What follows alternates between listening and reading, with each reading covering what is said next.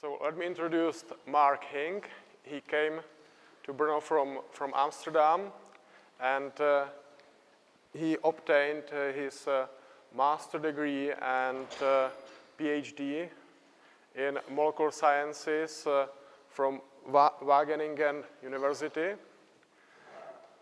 Then he worked as postdoc from 2005 to 2008 at EMBL in Heidelberg. It is European Molecular Biology Laboratory. And then also in Max Planck Institute of Molecular Physiology in Dortmund in Germany. From 2008, Mark is associate professor at University of Amsterdam, and he focuses his research on quantitative microscopy of cell systems and development of new, more effective fluorescent proteins. So here we can see Mark with his colleagues at the University of Amsterdam, and in the next picture is Mark surrounded by very enthusiastic and keen colleagues, and I hope that it's going to be similar here as well. First time I met Mark several years ago at the Fluorescence microscopy workshop in Berlin, and I remember that I wanted to remember Mark Hink because he gave a really best lecture regarding practical aspects of fluorescence microscopy. So I hope that you will have the same feeling as I had, because after Mark's talk, I thought that I had learned a lot and that I could understand fluorescence microscopy much more than before. So without further ado, please join me in welcoming Mark here.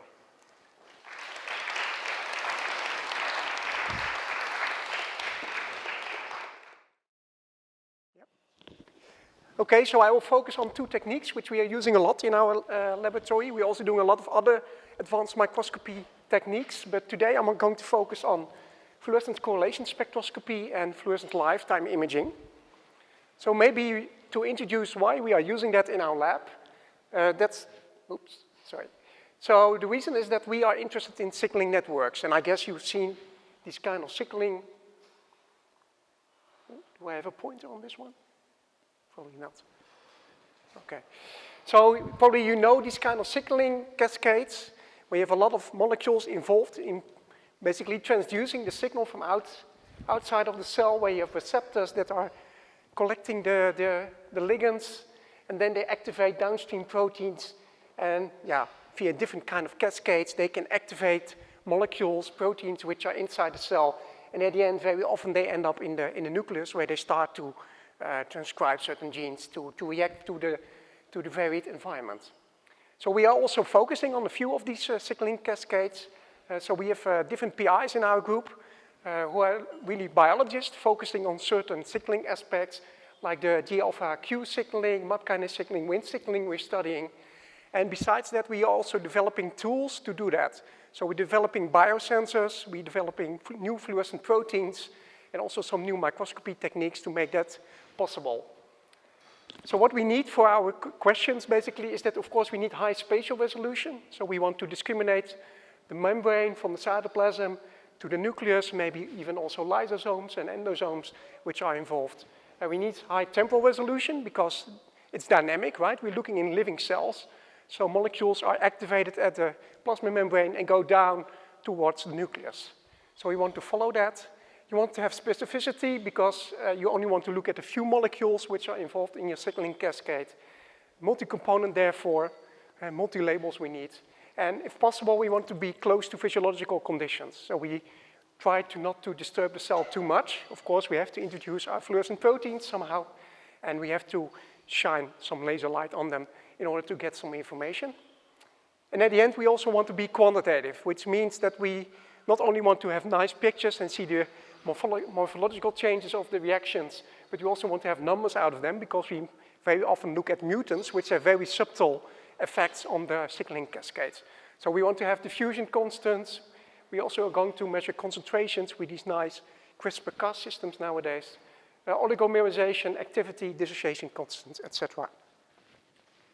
So if you sum up all these needs we have for our studies, fluorescence microscopy is a very good tool where you combine spectroscopy, fluorescence, with microscopy, where you can look into the living cell. And today I'm going to focus, as I said, to two basic techniques we use a lot to do this, which are fluorescence fluctuation microscopy techniques and fluorescence lifetime imaging. So let me start with FCS. Maybe good for me to know how many of you are using FCS or FLIM already? Not that many, okay. So if something is unclear, please interrupt me. So what we need is, not a very special microscope, I would say. So this is the setup of a classical FCS microscope. It's nothing else than a confocal microscope you might also have in your lab. So we can excite our samples with some different laser lines. Light is here reflected towards the sample, which is on the microscope stage. You get fluorescence in all directions, hopefully, and only a few % goes down back into the objective lens, goes now to a dichroic mirror where you, because of the Stokes shift, light will pass through the dichroic mirror and goes to our detection box. And dependent on how many colors we want to look at, we can split the light into different compartments, different detectors. And yeah, the main difference with a normal confocal microscope is that we need high sensitive detectors. So we don't use the standard PMTs, at least not the old-fashioned PMTs, the photomultiplier tubes, but we use avalanche photodiodes, or nowadays you also have more sensitive PMTs as well, like the HIDEs and the GASP detectors. So it's a confocal microscope, so we also need a pinhole, of course, that could be in front of each detector. It could also be just one pinhole nowadays in most confocal microscopes, just at the entrance box of the microscope. And what we need as well, especially if we are going to use multiple colors, is that we need a high NA lens, which is highly corrected for chromatic aberrations. Oh. So this is the principle of this technique. It's basically a family of techniques, fluorescence fluctuation techniques. And this is the principle outlined in this movie. So what we're going to do, we're going to shine and focus light in our sample by two lasers here, a blue laser and a red laser. And as you can see here, here you have your objective, you have some immersion liquid on top of that, and you focus the light into your compartment, and it can be a solution with your fluorescent dye. It can also be that you have your cells there expressing some fluorescent proteins, of course. And what you will see if the concentration of your fluorescent dyes is very low, is that you really can see the individual molecules passing by in this volume. So this is what you could see. So we have two types of molecules here, a small molecule labeled with a red dye and a somewhat larger molecule labeled with a blue dye. And they can even form complexes, as you've seen. So I will play it again. As you might notice as well, is that you only get fluorescence when the molecule, of course, is in this huge excitation volume, right? And if it's outside there, you don't see it. And also the time that the molecule spends in this detection volume depends on the size of the molecule. So the bigger the molecule, the longer it takes to travel through the volume. And that's what we basically are going to detect. We're looking just at the fluorescent signal over time, and each time a molecule comes in, you see that in your detector intensity goes up, and then the molecule stays there for a certain period of time, and then the molecule leaves again, diffuses out.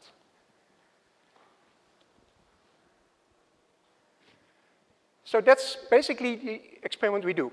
So we just focus at a certain spot in our cell or in the solution, and we have this huge excitation volume typically, but since we are using a pinhole, we only detect a small part of that, which is typically something like a femtoliter. It's 3 microns in Z, half a micron in XY. And if your concentration of dyes is low, you can really see the individual molecules passing by. Intensity goes up and down every time a new molecule comes in and goes out. And that's what we typically measure, dependent on the dye and the quality of the measurement we want to have. That can be between a few seconds up to a few minutes. And you see this kind of noise pattern. And from this noise pattern, we can get quantitative information. For instance, how many molecules do we have, and how fast the molecule is moving. Now, nowadays, there's a whole family of different kind of techniques to basically analyze this kind of noise pattern. So, for instance, we can histogram the signal. So how many times do we see a certain intensity? We plot that in a histogram. And from that, we can, for instance, say something about oligomerization, which I will briefly discuss with this number and brightness technology later in the talk. We can combine it, of course. It's fluorescence, so we can also make use of other properties of fluorescence, like the fluorescence lifetime, or the fluorescence anisotropy, which has to do with the rotation of molecules. And we can also combine it with imaging. What I will explain in the beginning is just the standard classical FCS, where we only focus our laser beam at a single point somewhere in the cell. But of course, you can also combine that by scanning the whole image, which I will address at the end. And I will start off with the classical FCS. We will generate such a curve where we get some quantitative information. As I said, how many molecules do we have? We can deduce from this kind of curve, and also how long the molecule stays in this detection volume, which tells you something about the mobility of it. Okay, so how do we do that? So we measure this noise trace, and if you magnify a piece of this trace, and you have a low concentration, it could look like this. So you really see the individual molecule here coming in at a certain moment, intensity goes up, and it stays there, and then it goes out again. And then after a certain period of time, the next molecule comes in. So if we want to measure how many molecules we have, we can, in this case, simply count, right? This is one molecule, this is two molecules. What we also can do is we can measure how long the molecule stays in. So for instance, we can take the full width half maximum of this and say it's staying for such a time in our detection volume. So it's a fast or maybe a slow molecule. And you can do that for the next event as well. But of course, this doesn't work when you have more than one molecule in your detection volume. It becomes already quite difficult because the peaks are overlapping. So there's a mathematical trick to do this, and that's called autocorrelation. So what you basically do, you generate a new curve we call G tau. And how do you get this curve? It's basically multiplying two intensities over time. So for instance, we take the intensity here in the curve, this time point, and we multiply that with intensity tau seconds later. And you multiply that for all kind of different tau values, and also with different starting points. And then to normalize, you divide this by the average intensity here, squared. Now, if I would rewrite this equation, you can consider this intensity you measure over time as some kind of average, and sometimes you're above the average because a molecule is there, and sometimes you're below the average, right? So if I rewrite this equation with this section here, you get this one here. So it's 1 plus, here you have some fluctuation above and below the average, divided by the average squared. So that means that this autocorrelation curve, as we call it, it basically describes the relative fluctuations. Relative because it's normalized to the average squared. And the curve at the end will look like this. So it's some kind of sigmoidic curve when you do this calculation, which is decaying in time. And from this curve, we can get this information we want. So for instance, we want to know how many particles do we have. Well, that's related with the intercept here with the y-axis. So dependent on the normalization you do, this is 1 over the number of particles, or 1 plus 1 over the number of particles. That depends a little bit on the software you're using, basically how the normalization works. And another interesting thing is that we also can determine how long the molecule, on average, stays in our detection volume. So you roughly take the half amplitude of this curve, and then look at the number here along the tau axis. So in this case, this is a small fluorescent molecule we looked at. It's a rhodamine, just in solution. So that's moving relatively rapidly through the detection volume.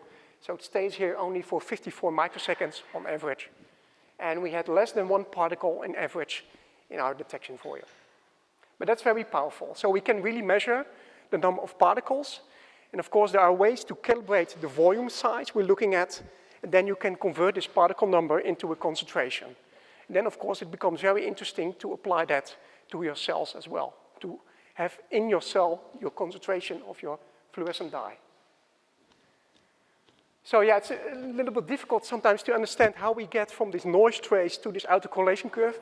So this is another way of explaining it. So how we calculate it is basically we have this black measured trace, which fluctuates in time, and then we copy the same trace, and we get the red curve, and we shift it a little bit.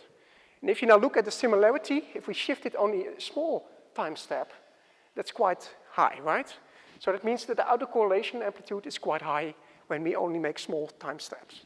If we now move the copy trace a little bit more, as you can see here, the similarity is already less. So you lose your autocorrelation in time. And of course, if you move it 1 minute away, then there is no similarity between the two curves anymore.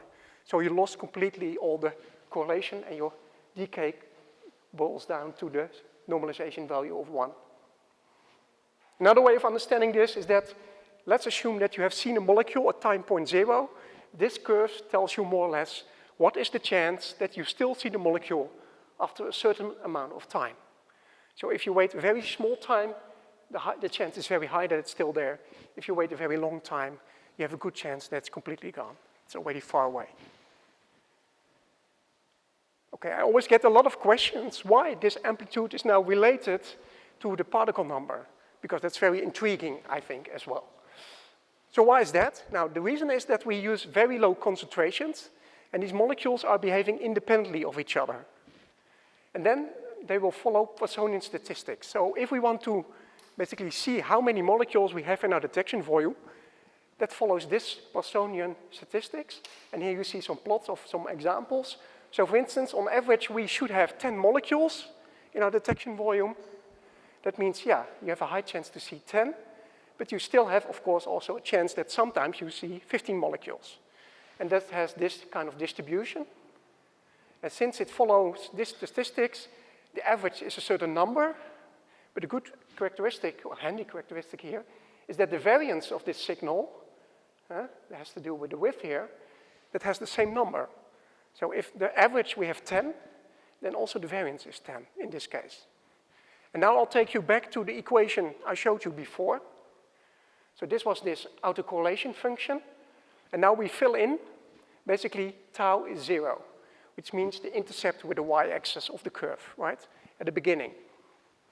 So if we do that, we fill in tau 0, basically this is the same. So you get here a square of this fluctuation divided by the average squared. And if you look at this one here, this is nothing else than the variance. So what you get here is 1 plus the variance divided by the average squared. And if you have a certain number of molecules, let's say we have n molecules, that means that this will be n squared, but due to the Poissonian statistics, your variance will also be n, and you divide 1 plus n divided by n squared is, of course, 1 plus 1 over n. So that's the proof that your amplitude scales to the number of molecules you have in your detection volume. Okay, so this is a technique which is based on these fluctuations we're going to analyze. So we need something to fluctuate. Of course, there are some limitations which you have to take into account. In the ideal case, you would have 1 molecule or maybe up to 100 molecules which are fluctuating. That still works fine. But if your concentration is too high, it doesn't work anymore. Why is that? Well, we have our detection volume again. And let's assume that we have 1,000 fluorescent molecules there. And one of them is going out. That means that the relative fluctuation is very small, right? It's 1 out of 1,000. So that means that your amplitude goes down a lot, and you're basically hidden in the noise. However, if you have only 1 molecule in your detection volume, and that one goes out, that's a relative fluctuation which is maximum. So the weird thing is that this technique, in principle, works better the lower the concentration is. And that's very good for us. So the working range typically for FCS is in the nanomolars. And especially the signaling molecules we are looking at, all these MAP kinases and G proteins, etc., they're typically expressed close to the nanomolar range. So if we do endogenous expression, like we typically want to do, we can work very nicely with FCS. For many fluorescent techniques, the signal is quite low. If you want to just make a confocal image, it's a bit dim, but for FCS, that's perfect. Now, of course, you could also end up in this case here, where the concentration is too low. So that means that your waiting and waiting and waiting until the next molecule comes in. Typically, you can solve that by some imaging techniques I'll discuss later. And of course, we need fluctuations. So you also have a problem when you have a long residence time. So for instance, if you want to look at the transcription factor, which is tightly bound to the DNA, or you look at molecules which are involved in replication of DNA, yeah, they're tightly bound and they stay there all the time. And if you continuously eliminate that with your laser, you will bleach it away. And you don't get any information, but only artifacts because of the photo bleaching of your dye. Okay, like any technique, there is of course always some kind of optimum. The so-called signal to noise, which we want to optimize, high signal, low noise. How can you improve that for FCS kind of techniques? Well, these three factors play an important role there. One of them is gamma, which has to do with the shape of the detection volume. You cannot do anything normally about that. That has just the definition of the setup of your microscope. Then you have this time. Of course, the longer you measure, like in any experiment, the better the quality of your data will be. And that typically goes by the square root of it. And which is very important for FCS is this one over here. And this is the molecular brightness. And the molecular brightness is the amount of photons you can detect from a single molecule passing by, or maybe a complex passing by. This is independent of the concentration, by the way. So normally, I think, when you have a low signal for your fluorescent techniques, one of the first things people very often do is increase the amount of dye. But for FCS, that doesn't work, because you do not increase the number of photons you detect per molecule, and you only go down in the number of you go up in the number of molecules, and at a certain moment, FCS doesn't work anymore, as I explained to you. So note that as the signal to noise is in principle concentration independent. So then my question to you is, how can we still improve this one here? So we want to have a better signal to noise for our experiment. We want to have a higher molecular brightness. Any suggestions how we can do that?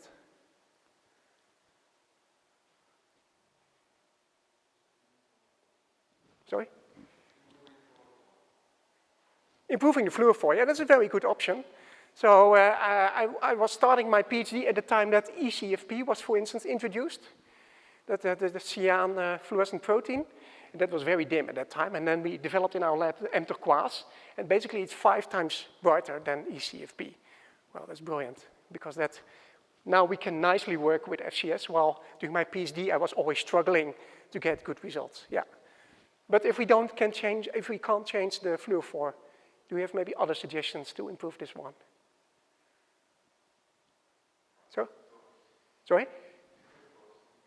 Improve detectors, yeah, that's also being developing still, I think. We get better cameras, and now we have these high-D detectors getting close to the APDs in sensitivity. How can we do more? I want to have more photons, more light from my molecules. How do I get that? Sorry? Yeah, I will show you an example of that. If you can just put more dyes on your molecule to get a high signal to noise. And of course, also just turning up the laser, right? So if you excite your molecule more often, you get more photons. Of course, there's a downside. If your molecule is moving slowly, you might photobleach it, but okay, you can try to optimize that. Okay, so we have this nice curve then, this sigmoidic shaped curve. We're going to analyze that. We can now already estimate by eye what the particle number more or less is, what the diffusion time is, but of course you want to know that exactly. So normally we do some fitting. Here's a typical fit formula we use, for instance, for diffusion of a molecule through the detection volume. So there is, of course, the number of particles we want to know in the formula, and also the diffusion time.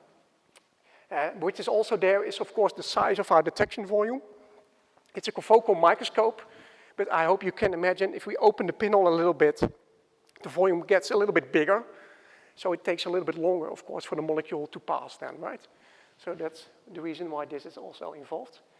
If you want to do some fitting, there are a lot of software tools available you can use for this kind of analysis. So, okay, I told you we can determine concentrations in a cell if we want. That's very powerful. This is the proof. And this is nice for me as well, because this was my first FCS experiment I ever did as an undergraduate in the mid-90s it was. So at that moment, EGFP was introduced, And we've purified that and made a simple dilution series out of it. And we measured that with the FCS. And indeed, as we expect, the higher the concentration is, the lower the amplitude, 1 over n. So the higher the concentration, the lower the amplitude. And then we plotted, of course, how much molecules do we get out of this analysis, and how many molecules did we add, because, of course, we know the concentration of this stock solution I diluted. And nicely confirming, indeed, we can measure the concentration of our GFP with FCS. We can also measure mobility. So here's an example of that. So on the left side, you see the yellow trace, which is a small rhodamine dye. It's moving relatively fast because it's small. As you can see, it typically stays only 50 microseconds in our detection volume. And then, of course, we can also measure GFP purified. So this was purified GFP in PBS buffer. And then it's a larger molecule, so that takes a longer time to travel. And indeed, that's what you observe, factor of 4 difference compared to the small dye. And then we did the same kind of experiment. So we measured GFP again, this monomeric enhanced GFP. And we did this in insect cells, and suddenly we saw this diffusion time, 600 microseconds. Why is that? It's the same GFP molecule, so that should travel at the same speed, right? But it's apparently not.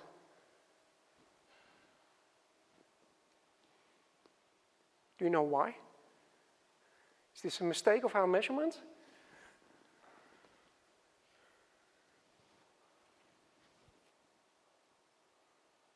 Any suggestions? So basically what we do, this was measured in PBS buffer, phosphate buffer. This was measured in the cell cytoplasm of insect cells, SF21 cells. Sorry? Yeah, so in the cytoplasm, of course, the environment is completely different to the buffer. In buffer, it can nicely diffuse around. In the cell cytoplasm, you encounter a lot of organelles. There are a lot of meshwork of the actin tubulins shown. So yeah, there is not that much freedom to move around. It's crowded as well. So that will all slow down basically the movement of the GFP molecule in the cell. So basically also from this experiment, you could also estimate the microviscosity of the cytoplasm, which is 3 times more viscous than the buffer environment.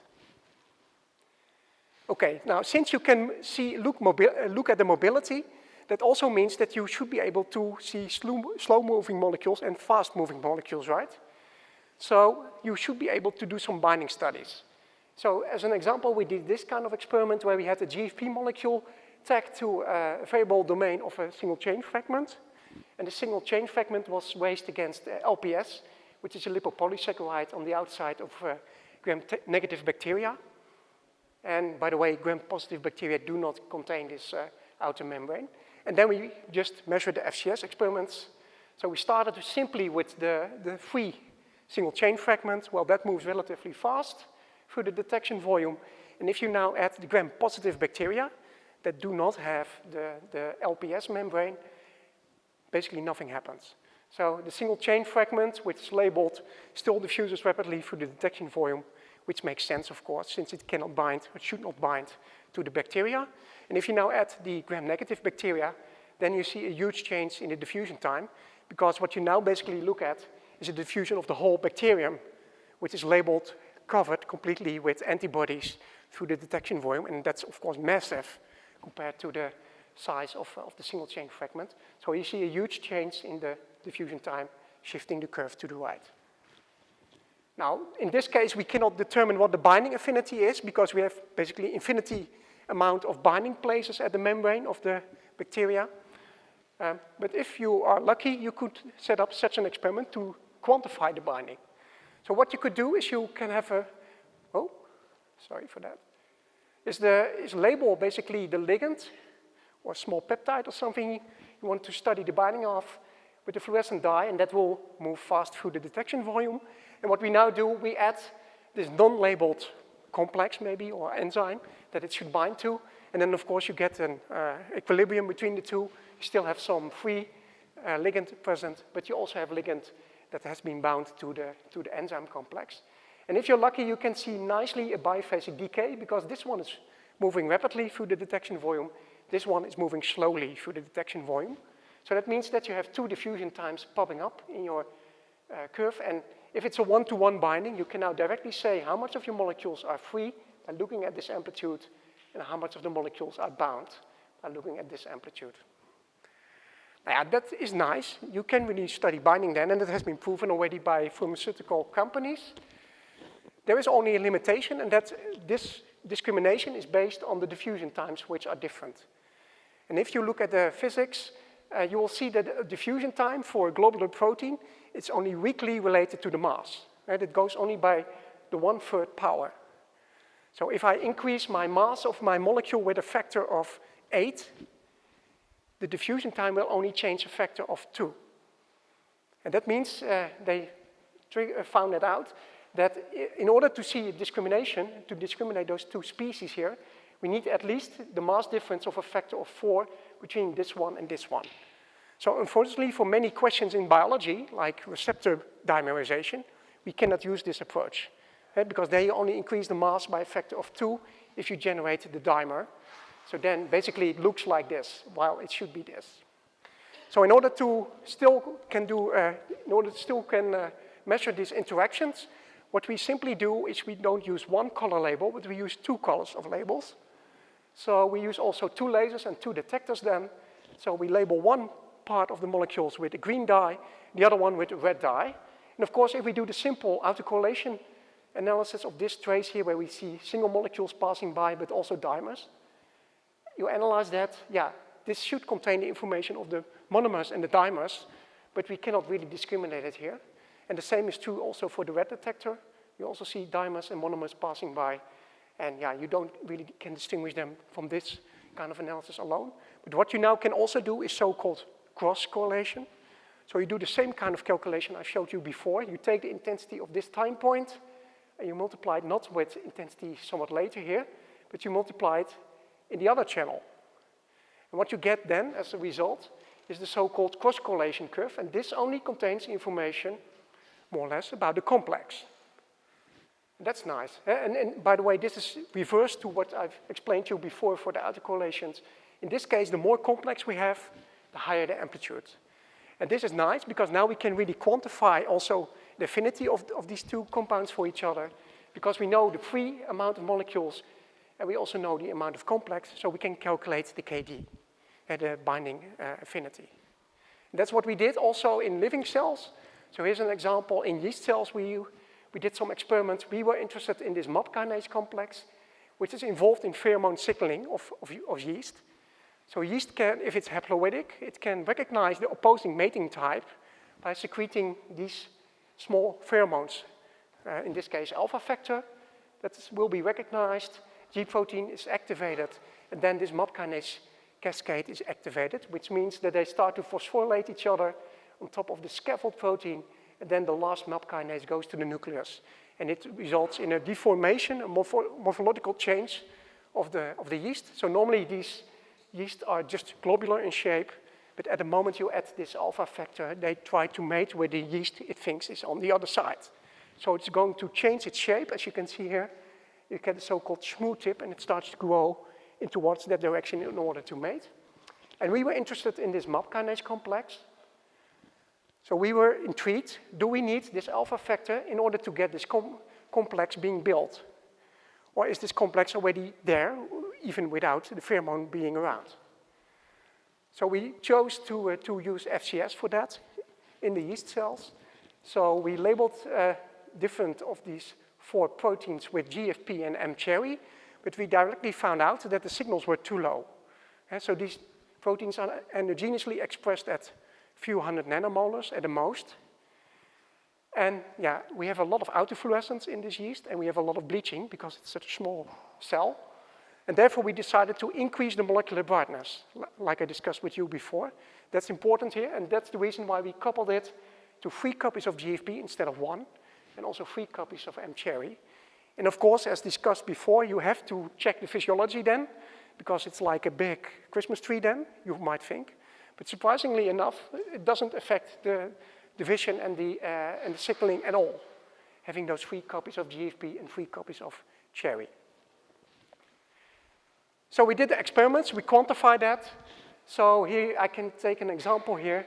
So we looked at this MAP kinase complex, we labeled a few of them, one with GFP, one with FUS3, and then we changed, of course, the experiments. Here you see, for instance, for T7 with T5, this scaffolding with this intermediate MAP kinase. Here you can read out the concentration, 63 nanomolars of this T7, 23 nanomolars of this T5 scaffold. And before there was any stimulation, before we added the alpha factor, there was already a little bit of complex being around. And of course, then you add your alpha factor, your stimulus, and see if it changes. Is a more complex being formed? Well, in fact, it's not. So basically, the numbers stay the same here.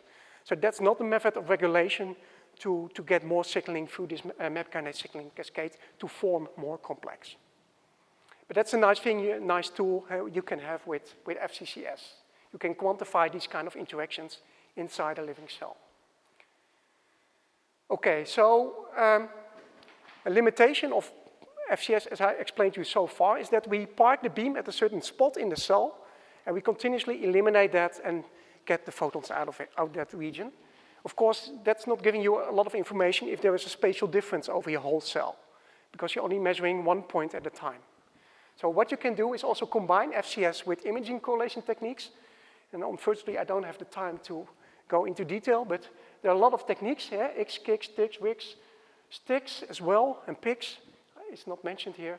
These are all kind of FCS kind of techniques you can use to get from just a stack of images. So instead of a single point, you take a stack of images and analyze that and see molecules moving and look at their interaction as well when you're using this multicolor variant again, where you basically cross-correlate your signals. If you're interested in this, I would really recommend this paper to learn a little bit more about it. And one thing I want to finalize this section of FCS is a technique which you can also use to look at oligomerization. So we use that also a lot. It's based on imaging as well. So let me go back to the equation I showed you before. So this autocorrelation amplitude was related to 1 over n, right? And what we notice is that basically it's the variance divided by the average, what we determine. And if you want to look at oligomerization, you can imagine if you have a monomer, it has a certain brightness. If you have a dimer, it should be twice as bright. If you have a trimer, it should be 3 times as bright. We can now determine that because we know the number of molecules by taking the variance and the average of a signal. And if we just have the average intensity and multiply with this, you get your molecular brightness again.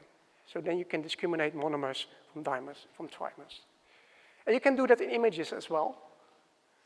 So what you do, you just take a stack of images over time, like you do here, and then we can analyze, for instance, pixel A here. What's going on with the signal in pixel A? And you see that it varies in time. Sometimes you have 10 molecules, sometimes you have 8 molecules, 6 molecules. So again, you get some kind of fluctuation, but then in time here. And what you now can do is just calculate from this signal in time, from pixel A, the variance and the average. And if you do that, you get some kind of apparent brightness, which you can correct via you read this paper, please, to how to do that correctly. And then you can again get the molecular brightness. And that's, of course, related to the oligomerization. Of course, you can combine this as well with multicolor variants. And here's an example of experiments we did in our lab. We are interested in annexin. Annexin is coupled to PKC signaling.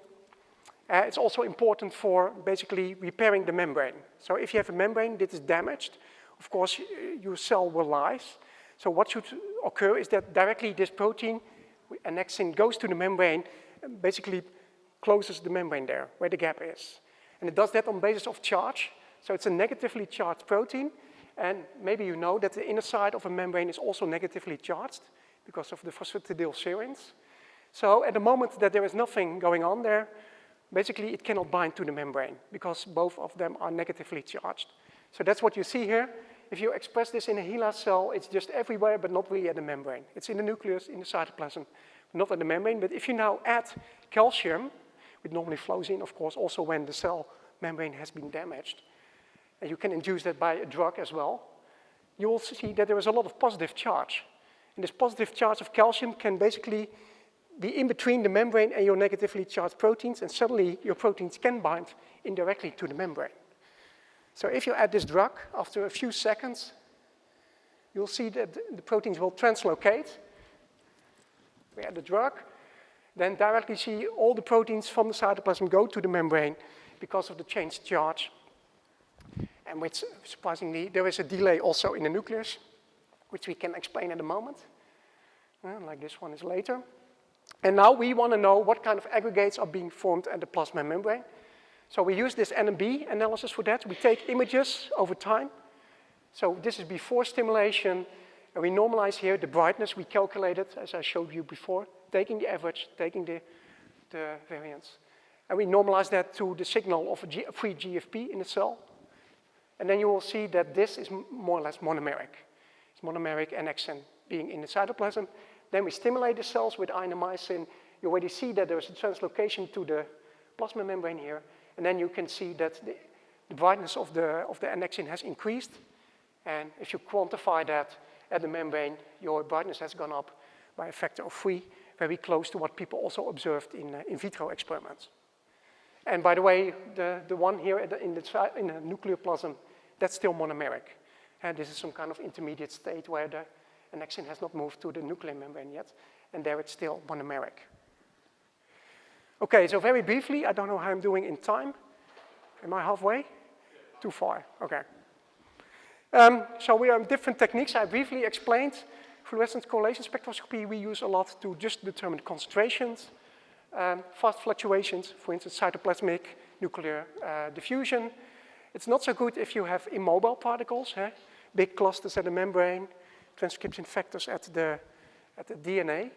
And it also has some difficulties in looking at binding when the molecules are more or less equally sized. Like we do a lot, we look at dimerization of receptors.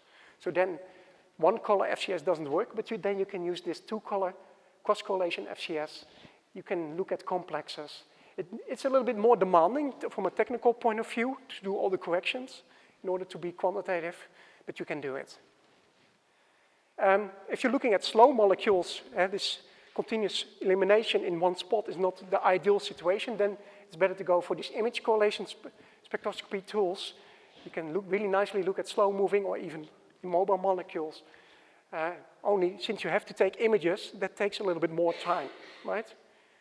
To take an image on a confocal or with a camera, that takes you at least a few tenths of a milliseconds to get some signal. So if you really want to look at cytoplasmic diffusion, you're too slow, basically, to do it, except for the RIX approach. So then I would recommend to go for FCS. And if you want to look at oligomerization in an image, we use number and brightness analysis. Okay, let me change gear now to FLIM. Briefly discussed already in the talk before, is that first resonance energy transfer is a very powerful tool to look at interactions as well, besides FCS. You can nicely look at molecular interaction. You have two molecules, each labeled with a fluorescent dye of different color. And then when they're very close proximity of each other, energy basically by a dipole moment, dipole-dipole coupling, can transfer to the acceptor, and suddenly you see the fluorescence of your acceptor. So if you simulate that, you can see the following thing. So here we have turquoise 2, which is a CFP variant, attached to an SYFP2 variant. If they're very far apart, you hardly see any thread. And you basically see the black profile here of CFP with a little bit of YFP fluorescence. But if you now bring those two molecules closer together, you will see that your fluorescence of your donor will decrease. That goes down. And of course, you see the signal of the YFP going up. So the donor goes down, acceptor goes up. And that's how many techniques, of course, look at thread. Just take the ratio of those two. Intensity goes up of the donor, or down of the donor if you have thread. Acceptor will go up. But you can have also other effects, which I'm going to focus on today, and which is basically that the fluorescence lifetime of your donor molecule is reduced as well. You can, of course, if you already have thread in your system, you can prevent thread by just taking away the acceptor, by destroying basically your acceptor with an intense laser pulse. And then, of course, all the effects should be reversed.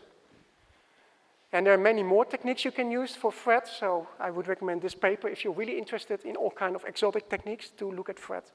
But I would say these 3, or maybe 4, are the main approaches to look at thread. And I will focus now on FLIM. So I'm going to look at the fluorescent lifetime of a molecule, and I hope everyone knows this kind of Jablonski diagrams, the energy diagrams of the electrons. So we promote an electron from the ground state to the excited state. That goes very rapidly, and then you get some internal conversion very rapidly as well. And then to generalize a bit, we have two ways how the electron can go back to the ground state. First of all, you can just have non-radiative decay, which basically means heating up the environment in most cases. You don't see any fluorescence there, but it can maybe also emit a photon. And if you look at the speed of that, that's much slower than these two speeds. So basically the cycle, how long it takes to go from the ground state, excited state, back to the ground state, that's basically defined by these two rate constants, which is the fluorescence rate constant and the non-radiative rate constant. And now we have this donor molecule in the presence of an acceptor. So now an acceptor passes by very nearby, and now suddenly the energy can also be transferred to the acceptor. So instead of two ways of going back to the ground state, the donor has now three ways of going back, because this one is introduced as well. So if you look at the time, it will be less because you have one constant more here in this equation. So that means that your average lifetime of your donor molecule will go down, okay? Because these do not change, and this one is introduced. So fluorescence is described as a first-order relaxation process, and that means that you can, if it's a really first-order process, mono-exponential decay, if you would measure the lifetime, so measure when the photon comes out if you excite it with a pulsed laser, you can get this kind of profiles. So directly after exciting the molecule, you have a high chance that the photon comes out, and that follows some kind of exponential behavior in time. And as we've seen from the rate constants, that's typically in the order of nanoseconds for most common fluorescent dyes we use nowadays. There are some exceptions with some more exotic ones, which last much longer. And then the fluorescence lifetime, according to this equation, which describes this profile, is defined as the time it takes to reduce the fluorescence intensity from a normalized 1 here to 1 over E of that intensity. So 1 over, what is it, 2.7 of that value. That's the definition of the lifetime, and that's what we're going to measure with FLIM. And what we expect is that we see a decrease. Now, the different ways of measuring FLIM, I will be very brief on this technique, which we also use in our lab. It's based on frequency domain FLIM. So what we do is we have our excitation, and we don't have a continuous laser, output of a laser, but we modulate the output of a laser. So that's changing. For instance, we put a sine profile on top of that. So sometimes you have less excitation, more excitation, less excitation, and it goes very rapidly. That's order megahertz, tens of megahertz. And what you will see, of course, is that the fluorescence will follow, right? So if you excite molecules with this pattern, also the fluorescence will follow this kind of pattern with a small delay, because there was this lifetime, right? So there is a small delay between the excitation and the detection. And you can see that here with the dotted line, that's the emission, the fluorescence of a molecule with a short lifetime. If you have a longer lifetime, it will be more shifted. So we call that the phase is shifted of the sine wave. And what you also might notice is also the amplitude of the curve goes down. So the modulation depth. And by doing some nice measurements and some calculations, you can calculate the fluorescence lifetime, both by looking at the phase difference or by looking at the change in the amplitude of the sine wave. Now, the technique I will discuss today is because we're going to do this during the practicals, is time domain FLIM. So that works slightly different. So here we use a pulse laser. So a short pulse of light is given to the sample. There we go. And of course, we can do this on a microscope as well, instead of a cuvette here. Then fluorescence comes out of the molecules there, I hope. We detect that with the fluorescent detector, which has a high time resolution, because we want to measure nanoseconds. So we need at least tens of picosecond resolution. And that will give, when a photon arrives here, some kind of signal to some kind of stopwatch. And what we also measure in between is also when did the laser pulse give a pulse. And that's also information that the timer needs. So it depends a little bit. Sometimes stop and start are reversed. But basically, you can imagine if we give a pulse of light, we start the stopwatch, and after a certain amount of time, we see a fluorescent photon coming out of our molecule, and we just measure the delay time between those 2 points. When the pulse is given, when do we detect the fluorescent photon? And that's basically processed in a computer by this photon counting card you can buy. And then this is basically how we measure it. So this is, at the end, the profile we want to obtain of our fluorescent dye. How do we do that? We give a pulse of light, and then we wait until a photon comes in. Nothing happens there. Please remind, by the way, that, of course, in a microscope, most of the light of the fluorescence is in the wrong direction, right? Only 10 to 15% is going back through your objective, back towards your detector.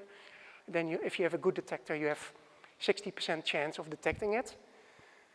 And we also pulse with a very low frequency and also with a low intensity. So on average, we want to have only one photon come out being detected per cycle here. So for the next cycle, we pulse again. And then after a short period of time, you do see a photon. And we measure the delay time between the pulse and the arriving photon.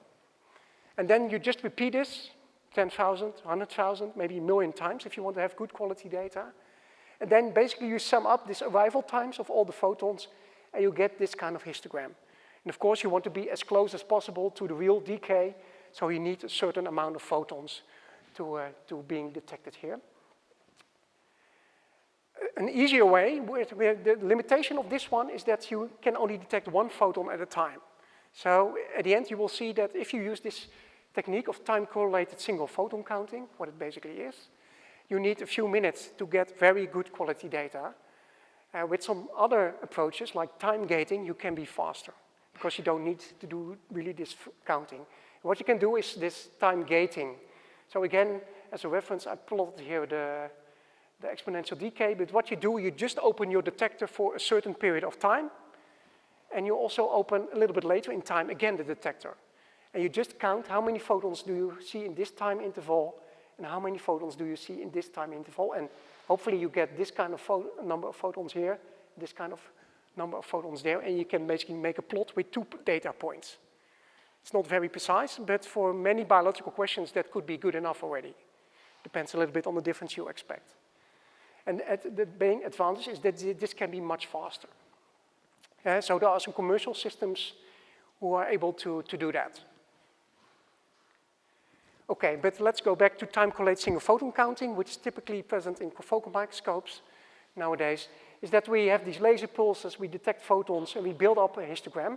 And since we are doing this with images, we do that for each pixel in our image.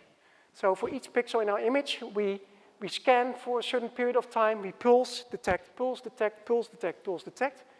We get a histogram there, and then we go to the next pixel. And then we do the same there. So you build up all kind of histograms for each pixel. You can fit that with a formula to get your lifetime out, which is the important parameter.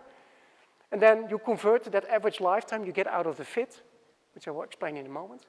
And then we make basically a false color code scheme out of that. So high lifetime could be red, a low lifetime could be blue, and that you transfer to your confocal picture to get your lifetime information at the different spots in the cell.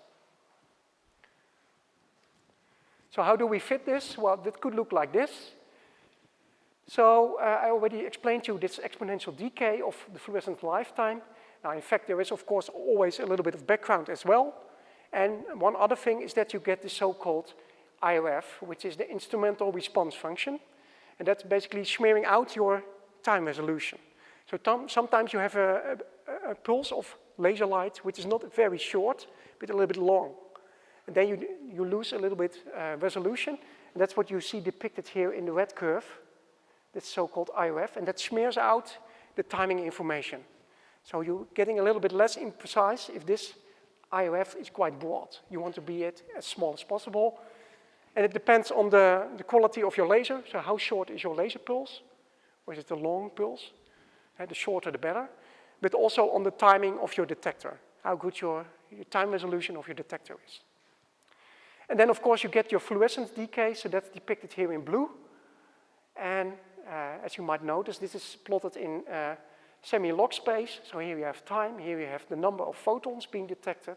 So in the peak here, we have 10,000 photons. So in total, close to 1 million, I think. And why plotting this in semi-log space? That's because an exponential decay in log space will be a straight line. So if you have mono-exponential decay, one lifetime, this should be a straight line in a semi-log plot. So it's easy for the eye to recognize this is mono-exponential, yes or no. And then you're going to fit that with a model. So this is the model then. So we can have not only one fluorescent lifetime, but we might have more fluorescent lifetimes. Maybe some of your molecules are giving FRET, some of the molecules are not giving FRET. So then you expect 2 different lifetimes. And the one that is fretting should have a lower lifetime. So then you already have 2 components here. And you can see that here in your fitting window, as we can see, as we will see as well during the practicals. And of course, then you make a fit. You judge the quality of the fit by eye already. This black curve is the fit. It's nicely in the middle here. You see a chi-square. Maybe people are familiar with that. It tells you about the quality of the fit. And you can also look at the difference between the fit and the data, and the difference between the black line and the blue data points. And it's nicely scattered around 0 here without any wave pattern, so that's a good fit. So then we get average lifetimes out of that, and that we can then use to make this image, this false color-coded image. Now, I don't have a lot of time to go into really depth about this, but if you're really interested in that, I can also recommend to go to look at these kind of fittings of the data, global fitting, pattern fitting, maximum entropy, and polar plot analysis, because that can give you even more information than just doing this exponential fitting we did here. And there are also a lot of software packages available that you can use to do this kind of fitting. Okay, so maybe I should look how far I'm in time. Yeah, close. Okay. Then I think I can still do this. So this will be discussed partly also during the workshop if you're going to join this afternoon or tomorrow. So we have to set up our FLIM experiment. So where do we have to pay attention to? Now, first of all, of course, you want to have a bright and photostable dye during your experiment so that you can collect many photons, of course. For the fitting, it would be nice if the fluorescent dye already has a mono-exponential decay and not bi-exponential or tri-exponential, because if you then have FRET, you have even more components. And that will make the fitting much worse, much more difficult to do. So to make your life easy, we always prefer to have a mono-exponential decaying dye, only one lifetime. And for instance, you can use SYFP2, which is close to 1 exponential, 2.9 nanoseconds. And also turquoise we developed in our lab, 4.3 nanoseconds. And the good thing about this one also is that it has a high lifetime. That means if you would have FRET and you have an efficiency of 10%, that will mean that your lifetime will drop from 4.3 to 3.9. 10% of this value, it will go down in the case of the fretting situation. If you would use the SYFP2, you go down from 2.9 to 2.6. So that difference is already a little bit smaller. So the longer your lifetime is, the easier it will be to look at very subtle amounts of FRET in your system. So that's also something you have to consider when selecting your donor dye. Then we have our acceptor molecule, which we have to select. Preferably photostable, not necessarily. But the brightness is unimportant. I don't know if I mentioned that before, but FLIM is a very good technique because you only look at the lifetime of the donor. So you simply ignore the acceptor. So you don't have cross-excitation problems, which you normally have. And you can even work with dark acceptors. As long as they absorb the energy from the donor, that will be fine. They don't have to fluoresce. So you can also work with chromoproteins, as we do in our lab as well. Or maybe you heard about the photoswitchable molecules, which you can basically turn on and off by a laser. So then you can basically repeat your FRET experiment with donor, without donor, with donor, without donor, because you can switch on and off your acceptor. Okay, so then we're going to select the pulse frequency. I'm going to discuss these details, I think, later during the practical. And then, of course, which dyes then do you have to take? So this is some suggestions from our lab. I'm, of course, biased to fluorescent proteins because we are working in living cells. So sorry about that. But, of course, you can apply these kind of properties also to chemical dyes. So we work a lot with M turquoise, which has a very high lifetime. It's mono-exponential, which makes fitting very easy then later on. We use also a lot of SYFP2 in combination with our new developed red fluorescent protein M scarlet. So one thing I also want to mention, because there are some publications about certain very good thread pairs, but they appear not to be very good thread pairs because of this effect, which is photochromatic acceptors.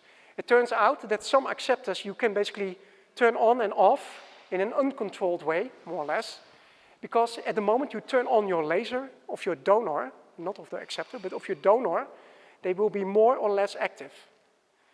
And even if you just look by eye to your cells, to find your favorite cell, just with the mercury lamp, looking with the donor fluorescence, you can see that the activity of your acceptor goes up and down. And it really depends then how long are you looking by the ocular to your cells, how many acceptors you have present. So it could be that if you repeat the experiment, you get different outcomes, because one time you were looking only for 5 seconds with a mercury lamp, and for the other experiment you're only looking for 10 seconds. And that will influence your experiment, because as you can see here, at the moment that you excite here the red fluorescent proteins, which we used as acceptor, they go down if you excite them with a red laser, of course. We have some photobleaching sometimes, or photoconversion. And then we turn on the donor laser, or the donor lamp. And then after that period, you turn on the red laser again, and suddenly you see that the intensity has gone up. And that's because there was some photoactivation of the, in this case, M-apple red fluorescent protein. But this also depends on looking by mercury lamp. And also, for instance, the M-Ruby2 and the M-Ruby3 suffer from this kind of effect. And therefore, you get irreproducible results. Our M-Scarlet, which we developed, is quite okay for that. You have only a very slight effect, which is hardly visible in this graph, which is good. Okay, so we can use FLIM for different kind of applications. One of them is, of course, using for biosensors. We also develop in our lab. Together with Dutch Cancer Institute, we developed this cyclic AMP sensor, EPEC, which is consisting of a turquoise molecule fused indirectly to a YFP molecule, yellow fluorescent protein. And if there is no, of a very low level of cyclic AMP in the cell, these two are very close to each other. You get a lot of thread. And at the moment you activate your cell, you activate via some drugs like IBMX and foscolin, the cyclic AMP level in the cell goes up, and you'll see that you lose your thread, or most of your thread at least. So we start with, here's, for instance, in the resting state of the cell, you can see that the fluorescent lifetime here is close to 2.6 nanoseconds. While turquoise alone, if you that would measure, is 4.1 nanoseconds. So that's a very efficient biosensor. You go down from 4.1 to 2.6 here in the activated state. You can also look at molecular interactions, of course, with FLIM. That's why we want to do this. That's why I gave this title to the talk. So you can, for instance, here look at the homodimerization of a protein domain, which is part of NF-kappa-B. So in this case, we did FLIM experiments. Let's start with a control that has been linked to an orange fluorescent protein, MKO. That has a lifetime of 3.7. Of course, there is no thread effect here, or at least not a visible thread effect. You can still have thread between this one and this one, but that will have no effect for the lifetime. And you have a certain lifetime here, 3.7 nanoseconds. And then we introduced the acceptor, the red fluorescent protein M-cherry, fused to P65, sorry. And then you see a reduction of your lifetime going from 3.7 to 3.5, because now you also get this heterodimer being formed of your M-cherry tagged P65 and your MKO tagged P65. And of course, we have to correct now the numbers, because you also, of course, get homodimers of cherry with cherry and MKO with MKO. Okay, another possibility is to look at monitor activities. So not only interactions, not only biosensors, but also activities in the cell. Very often there are some nice antibodies which can monitor the activity of your protein. So here there are cells with protein kinase C labeled to GFP, as you can see here. And what has been done here is that the middle cell here, the big one, that has been micro-injected with an acceptor. And this acceptor has been tagged to phosphotyrosine, anti-phosphotyrosine antibody, labeled to the acceptor molecule Cy3.5. And these GFP and Cy3.5 can give thread. So if you measure the lifetime of the resting cell where there was no antibody injected, you see a lifetime close to 2. And now when you activate, or basically introduce the anti-phosphotyrosine in the activated cells already. They were treated with PMA to activate PKC. You get phosphorylation of PKC, antibody can bind to your PKC, and you get thread between your antibody and your activated PKC. And that's indeed what you see. Only in the cell that was microinjected with the antibody, you see a reduction of your fluorescence lifetime.